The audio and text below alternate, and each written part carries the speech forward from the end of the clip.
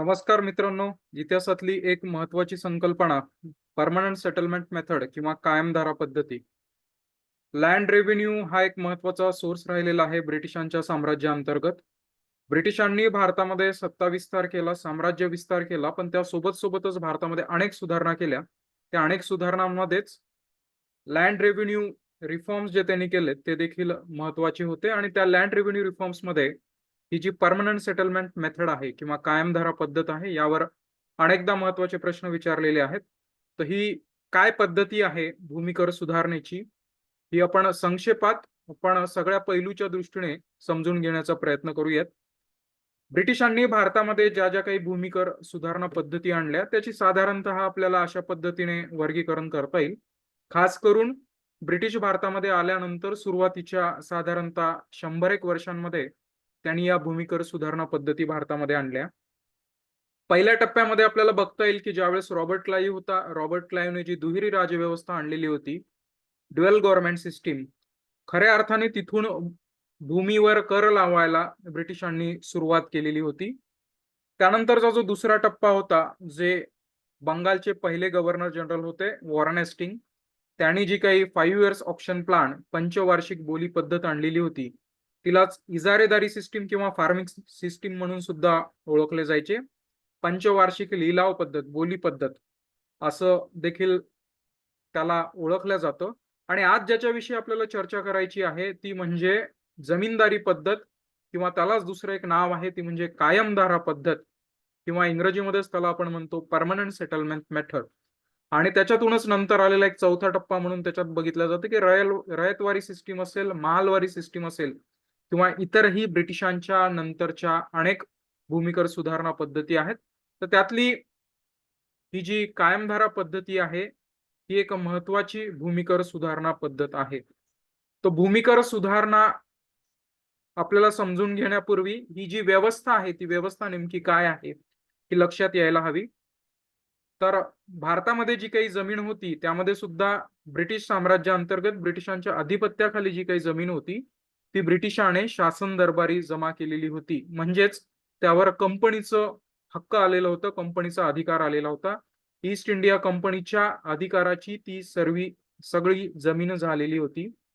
जी जमीन आधी तिथल्या लँड ओनर्सची होती, तिथल्या जे कल्टिवेटर्स होते, शेती कसणारे होते, त्यांची जी जमीन होती ती ब्रिटिशांनी सगळीच्या सगळी शासन जमा केली किंवा कंपनीच्या अधिपत्याखाली आणली. त्यामुळे जमिनीचे खरे मालक जर कोणी असतील तर ते ब्रिटिश शासन होतं, कंपनी होती. आणि जमीन कसणारे मात्र वेगळे कोणीतरी होते. जे जमीन कसणारा शेतकरी होता, पीजंट होता, त्याला कल्टिवेटर म्हटलं जायचं किंवा आपल्या भाषेमध्ये कुळे म्हटलं जायचं. तर जमीन कसणारा जो असायचा तो कल्टिवेटर असायचा आणि प्रत्यक्ष जमिनीचा जो मूळ मालक असायचा त्याची अधिकारिता मात्र ब्रिटिश शासनाकडे होती. तर साधारणतः या व्यवस्थेमध्ये आणखी एक मिडलमन त्या ठिकाणी अस्तित्वात आला, जो ब्रिटिशांना कर गोळा करून द्यायचा. कर कोणाकडून आकारला जायचा तर जो जमीन कसायचा, जो जमिनीवर प्रोडक्शन घ्यायचा त्याच्याकडून कर आकारला जायचा आणि तो कर कोणाला दिला जायचा तर तो ब्रिटिश गव्हर्नमेंटला दिला जायचा. हे कर गोळा करणे आणि ब्रिटिशाच्या शासन दरबारी जमा करणे ही जबाबदारी एका वर्गाला दिलेली होती, त्याला जमीनदार वर्ग आपण म्हणतो. त्या वर्गाचा देखील या पद्धतीमध्ये एक महत्वाचा रोल आहे. तर ही जमीनदारी पद्धती का आणण्याची गरज काय होती आणि त्याचा अर्थ काय होतो आणि त्याचे परिणाम काय झाले हे आपण समजून घेऊ. तर कायमधारा पद्धती आणण्यामागची जी गरज आहे ती गरज म्हणजे यापूर्वीची जी पद्धत होती, जी वॉरेन हेस्टिंगने लागू केलेली होती, ती म्हणजे फार्मिंग सिस्टीम किंवा इजारेदारी सिस्टीम किंवा त्याला जे आपण दुसरं नाव दिलेलं आहे ती म्हणजे पंचवार्षिक बोली पद्धत. साधारणतः 1772 पासून 1777 पर्यंत ही पंचवार्षिक बोली पद्धत त्याने राबवली. ती अपेक्षित यश त्याला मिळालं नाही. त्यामुळे वार्षिक बोली पद्धत त्यानंतर सुरू झाली आणि एवढ्या प्रयत्नानंतर देखील ज्यावेळेस असं लक्षात यायला लागलं की भूमिकरच्या माध्यमातून जे उत्पन्न ब्रिटिशांना मिळायला हवं ते उत्पन्न मिळत नाही. त्यामुळे या भूमिकर सुधारणा व्यवस्थेत काहीतरी महत्वाचे बदल सुधारणा करणं गरजेचे आहे. हे लक्षात घेऊन कायमधारा पद्धती अस्तित्वात आणल्या गेली. आपण काय बघतो की वॉरेन हेस्टिंगची जी पद्धत होती त्याच्यामुळे कृषी उत्पन्न घटले होते. आणि कृषी उत्पन्न जर घटलं असेल तर कुळ्यांना किंवा कल्टिवेटर्सला मिळणारं जे उत्पन्न आहे अर्थातच ते कमी होणार आहे. त्यांना होणारं उत्पन्न जर कमी होत असेल तर ते भूमी कर जे ब्रिटिशांना द्यायचं आहे ते देखील कमी देतील. त्यामुळे कृषी उत्पन्न कमी झालेले होते. त्यामुळे ब्रिटिशांना अपेक्षित कर मिळत नव्हते आणि या सगळ्यांवर तोडगा काढण्यासाठी मुळात जोपर्यंत जमिनीत गुंतवणूक केली जाणार नाही, ओके, इन्व्हेस्टमेंट केली जाणार नाही, त्याप्रमाणे जमिनीतून आपल्याला आउटपुट मिळणार नाहीयेत. त्यामुळे जमिनीमध्ये वेगवेगळ्या पद्धतीचे सुधारणा किंवा वेगवेगळ्या इनपुट्समध्ये सुधारणा करून जोपर्यंत प्रोडक्शन वाढणार नाही, तोपर्यंत उत्पन्न वाढणार नाही, उत्पन्न वाढणार नाही तोपर्यंत कर अधिक मिळणार नाही. हा विचार या कायमधारा पद्धती आणण्यामागे होता.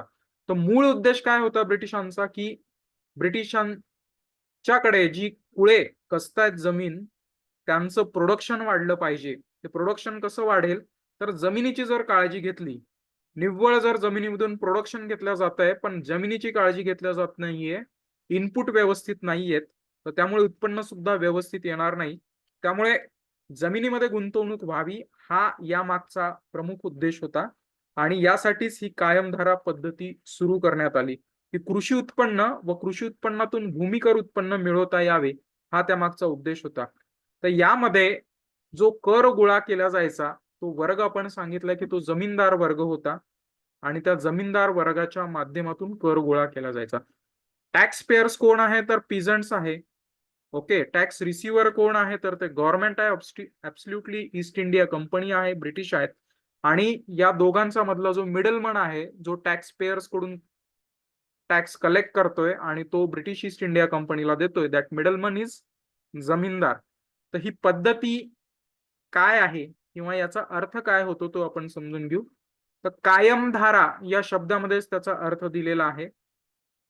या पद्धतीला जमीनदारी पद्धती म्हणून सुद्धा ओळखली जाते.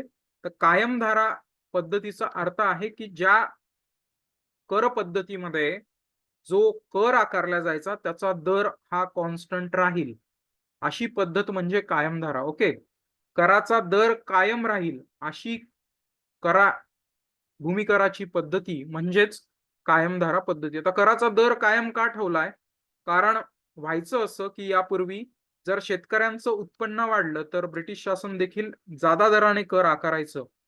ओके, त्यामुळे व्हायचं काय की शेतकऱ्यांच्या हाती असणारा जो काही पैसा आहे, उत्पन्न आहे, त्याच्यामध्ये फारसा फरक पडायचा नाही, कारण वाढत्या उत्पन्नासोबत त्यांना कर देखील वाढीव भरायला लागायचा. तर त्यांच्या हातात सरप्लस काही राहणार नाही, अधिकची रक्कम राहणार नाही, तर ऍब्सल्युटली ती जमिनीच्या इन्व्हेस्टमेंटमध्ये किंवा जमिनीचा जो दर्जा सुधारण्यासाठी जी गुंतवणूक करावी लागणार आहे त्याच्यामध्ये गुंतवल्या जाणार नाही. हाच विचार लक्षात घेऊन ब्रिटिशांनी कराचा दर कायम केला. अपेक्षित हे होतं की दर कायम केल्यामुळे एक निश्चित पैसे दरवर्षी कल्टिवेटर्सला भरायला लागतील. त्यामुळे जर वाढतं उत्पन्न वाढत असेल तर त्यातून जी काही सरप्लस मिळते ती सरप्लस पुन्हा जमिनीमध्ये गुंतवल्या जावी आणि जमिनीवर अशा पद्धतीने इन्व्हेस्टमेंट केल्यामुळे नेक्स्ट इयर येणारं प्रोडक्शन देखील वाढेल आणि अशा पद्धतीने जमिनीचा एकदा पोत सुधारला, दर्जा सुधारली, उत्पन्न वाढायला लागली की नंतर कराचा दर वाढवण्याचा विचार करता येईल. तोपर्यंत कराचा दर कायम ठेवावा, कॉन्स्टंट ठेवावा, अनचेंज ठेवावा, हा त्यामागचा हेतू होता, ही ती कन्सेप्ट होती. तर थोडक्यात ब्रिटिशांना अपेक्षित काय होतं या पद्धतीच्या माध्यमातून ते आपण एका ग्राफिक्सच्या माध्यमातून समजून घेऊयात. बघा, त्यांना अपेक्षित होतं की समजा एखाद्या वर्षी एखाद्या क्रॉप मधून 150 युनिट प्रोड्यूस जर होत असेल तर त्या 150 युनिटच्या प्रोड्यूस मध्ये किंवा लेटस से की 150 रुपये उत्पन्न मिळतंय शेतकऱ्याला, तर ईस्ट इंडिया कंपनीचा जो कराचा दर होता तो साधारणतः 100 रुपये आपण जर गृहीत धरला, तर उरलेली जी काही अमाऊंट असायची ती जमीनदार काही ठेवायचा आणि जो मूळ कसणारा आहे त्याच्याकडे काही जायची. जर 150 रुपयाचा हिशेब आपण जर बघितला तर 100 रुपये जर ईस्ट इंडिया कंपनीकडे गेले तर 20 रुपये साधारणतः जमीनदाराला मिळतील, 10 रुपये पिझंट्सला मिळतील आणि त्यानंतर देखील साधारणतः 20 रुपये जो काही सरप्लस उरेल तो सरप्लस पुन्हा जमिनीमध्ये गुंतवावा जमीनदाराने पण गुंतवण्यासाठी उद्युक्त करावा आणि कल्टिवेटर्सने, पिजंट्सने, शेतकऱ्याने ते गुंतवावेत, हा त्यामागचा हेतू होता. आणि अर्थातच जमिनीमध्ये जर 20 रुपये इन्व्हेस्टमेंट केल्या जात असेल तर नेक्स्ट इयरला येणारं जे काही प्रोड्यूस आहे ते अधिक अपेक्षित होतं. म्हणजे मागच्या वर्षी जर 150 रुपये होत असतील तर ऍब्सल्युटली त्याच्या पुढच्या वर्षी साधारणतः लेटेस्ट 160 रुपये होत असतील. मग ब्रिटिशांचा कराचा जो दर होता तो कायम होता, तो म्हणजे 100 रुपये. जमीनदाराने जरी स्वतःचे काही पैसे वाढवले आधीपेक्षा 25 रुपये, शेतकऱ्याने 10 रुपये ठेवले तरी सुद्धा 25 रुपये शिल्लक राहणार होती. अपेक्षित काय होतं की ही शिल्लक रक्कम पुन्हा जमिनीमध्ये गुंतवल्या जावी, जमिनीच्या इनपुट्समध्ये गुंतवल्या जावी. ती गुंतवल्या गेल्यामुळे परत त्यातून होणारं जे प्रोडक्शन आहे ते प्रोडक्शन वाढणार आहे. त्यामुळे नेक्स्ट इयर लेटेस्ट आहे की आणखी वाढलं, 160 पेक्षा अधिक 175 रुपयेचा प्रोड्यूस त्याच्यामधून निघाला. आता पुन्हा ब्रिटिश ईस्ट इंडिया कंपनीचा कराचा दर कायम आहे. That's why this is a permanent settlement method. Okay, tax जो आहे तो अनचेंज्ड आहे, तो म्हणजे 100 रुपये राहणार आहे. जमीनदाराला परत त्याच्यातून नफा होईल. आधी 25 रुपये मिळायचे आता 30 रुपये मिळतात. शेतकऱ्याला आधी 10 रुपये मिळायचे आता 15 रुपये मिळतात. असं होऊन देखील सरप्लस परत वाढेल, ती म्हणजे जवळपास 30 रुपये. 30 रुपये परत नेक्स्ट इयर जमिनीमध्ये गुंतवल्या जाईल आणि प्रोड्यूस वाढत राहील. तर अशा पद्धतीने शेतकऱ्याचं देखील उत्पन्न वाढेल, जमीनदाराचं देखील उत्पन्न वाढेल आणि जमिनीचा पोत देखील सुधारेल. हा त्यामागे हेतू होता कायमधारा पद्धती आणण्यामागे. पण वास्तविक झालं कसं, हे जे होतं हे ब्रिटिशांना अपेक्षित होतं. पण प्रत्यक्षात झालं कसं की जमीनदाराने ह्याच्यामध्ये मजा मारली फार. जमीनदाराने ह्याच्यामध्ये अधिक उत्पन्न मिळवलं. जमीनदाराने ह्याच्यामध्ये एक्सप्लॉयटेशन हे पिझंट्सचं केलं, शेतकऱ्यांचं केलं. म्हणजे जर 150 रुपये प्रोड्यूस होत असेल, कायमदारामध्ये कराचा दर ठरलेला आहे ब्रिटिशांचे समजा 100 रुपये असतील, तर जमीनदार स्वतः 35 रुपये घ्यायचा, पिझंट्सला 15 द्यायचा, सरप्लस काही उरूस द्यायचा नाही. त्यामुळे नेक्स्ट इयरला परत जी इन्व्हेस्टमेंट करणं अपेक्षित आहे जमिनीमध्ये ती व्हायची नाही.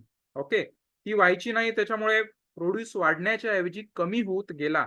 ओके, त्याच्या नेक्स्ट इयर लेटेस्ट से की 145 रुपये प्रोड्यूस होत असेल, ब्रिटिशांचा कराचा दर ठरलेला आहे 100 रुपये, जमीनदाराने स्वतःचे पैसे आणखी वाढवले, 37 केले, शेतकऱ्याचे कमी केले. त्यामुळे या सगळ्या याच्यामध्ये जर आपण बघितलं तर जमीनदार हा गब्बर झाला किंवा जमीनदाराने बऱ्यापैकी याच्यामध्ये चांगलं उत्पन्न कमवलं.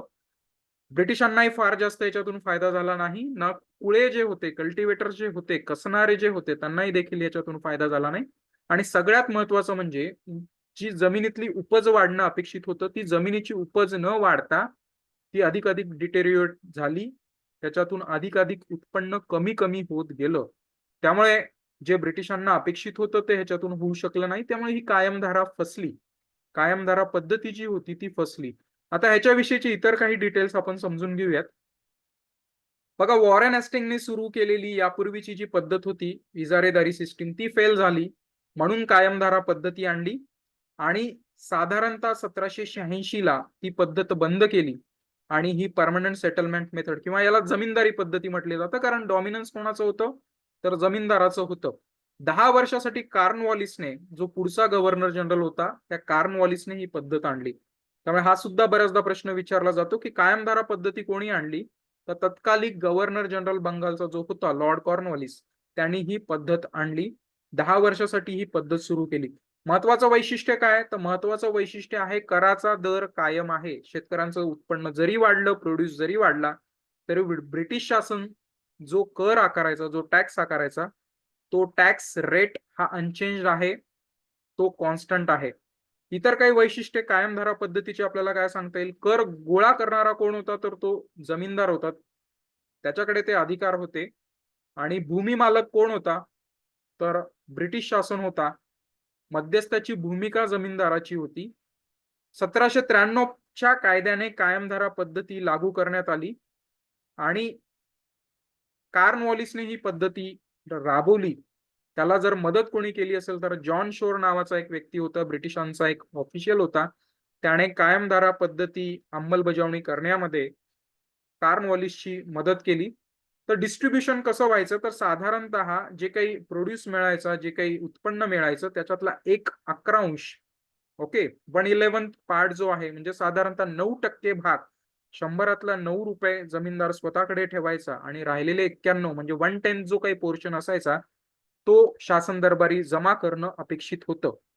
पण तसं व्हायचं नाही.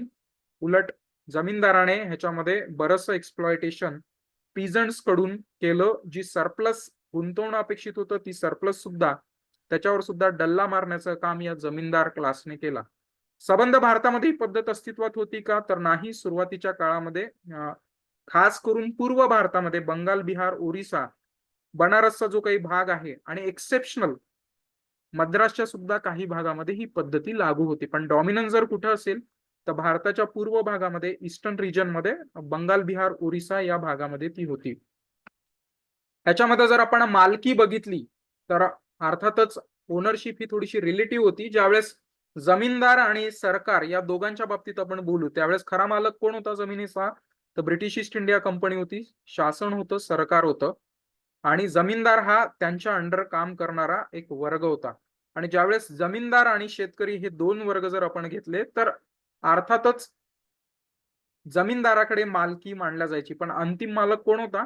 तर अंतिम मालक हा ब्रिटिश शासन होता, ईस्ट इंडिया कंपनी होती. त्यामुळे थोडीशी ओनरशिप रिलेटिव्ह होती अशी आपल्याला म्हणता येईल. Ultimate who was the owner? British East India company was the owner. But when we consider zamindar and peasant at that time the zamindar was relatively owner. Okay, त्या वेळेपुरता. तर ह्याच्यासाठी एक सनसेट लॉ सुद्धा लागू केलेला होता 1794 ला, की जर जमीनदाराने ठरलेला जो काही ब्रिटिशांचा कर आहे त्या वेळेपर्यंत जर ब्रिटिशांना आणून नाही दिला त्या दिवसापर्यंत, त्या ड्यू डेट पर्यंत, तर त्या दिवसाच्या सूर्य मावळल्याच्या नंतर जमीनदाराचे अधिकार काढून घेतले जायचे आणि त्या ठिकाणी दुसऱ्या जमीनदाराला नेमल्या जायचं. त्यामुळे ह्याच्यामध्येच एक सब लॉ सुद्धा मांडला जातो परमनंट सेटलमेंट मेथडच्या लॉ मध्ये, that is sunset law. Okay, जमीनदार जर त्याचं कर्तव्य पालन करत नसेल वेळेपर्यंत तर त्या ड्यू डेटच्या नंतर त्याच्याकडून जमीनदारी काढली जायची. चयन कशी होती आपण बघितली टॅक्स कलेक्शनची. Who was the tax payer? The peasant. तिथून कोणाकडे जायचं? जमीनदार. आणि जमीनदाराकडून अल्टिमेट टॅक्स जो जायचा, जो आपण बघितला around 91%, 1/10 of the total portion, तर ती कोणाकडे जायची? तर ईस्ट इंडिया कंपनीकडे जायची.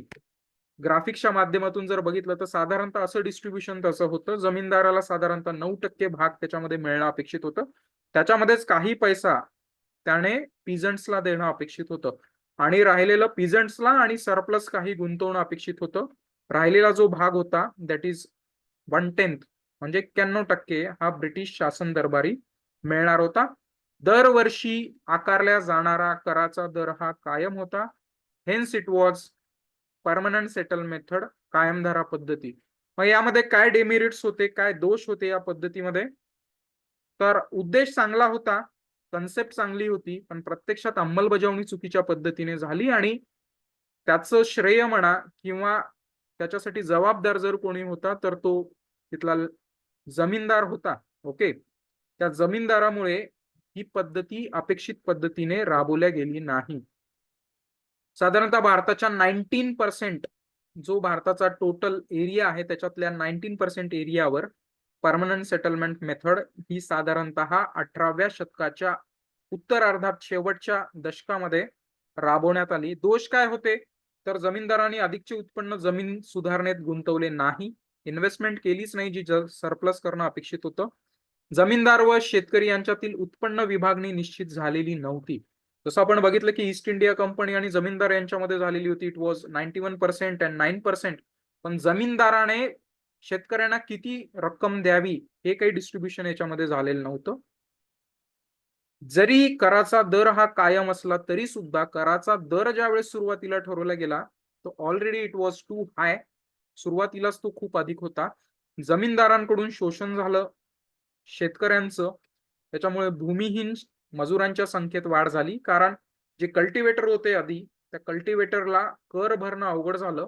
त्यामुळे त्यांनी जमीन कसणं सुद्धा बंद केलं. ते दुसऱ्याच्या जमिनीवर मजूर म्हणून जायला लागले. त्यामुळे भूमिहीन मजुरांच्या संख्येत वाढ झाली. त्यामुळे डिस्गाइज एम्प्लॉयमेंट ज्याला आपण म्हणू, बेरोजगारीत वाढ झाली आणि मध्यस्थांचं अस्तित्व निर्माण झालं जमीनदारांसारख्या. अर्थात ज्या ज्या वेळेस असं मिडलमन एक्झिस्ट होतात त्या त्या वेळेस एक्सप्लॉयटेशन होत असतं आणि ज्या वेळेस जमीनदार लुटायचा, जमीनदाराचा कर भरण्यासाठी ही सगळी लोक ज्यावेळेस मनी लेंडर्स कडे जायची, सावकारांकडे जायची, त्यांच्याकडून देखील त्यांचं शोषण व्हायचं. त्यामुळे ज्या अपेक्षेने ही पद्धत आणलेली होती, ती अपेक्षा फुलफिल ब्रिटिशांची झाली नाही. त्यामुळे पुढे जाऊन या कर पद्धतीमध्ये सुद्धा सुधारणा कराव्या लागल्या आणि त्यातूनच नवीन कर पद्धतीला जन्म दिला गेला. ती नवीन कर पद्धती म्हणजेच रयतवारी सिस्टीम असेल किंवा महालवारी सिस्टीम असेल किंवा इतरही काही सिस्टीम्स असतील, जसं पंजाब लँड अलायनेशन ऍक्ट आलेला आहे किंवा बंगाल टेनेन्सी ऍक्ट आलेला आहे. तर ते देखील आपण पुढच्या काही सेशनमध्ये समजून घेऊयात. तुर्तास इथे थांबूयात कायमधारा पद्धतीसोबत. थँक्यू.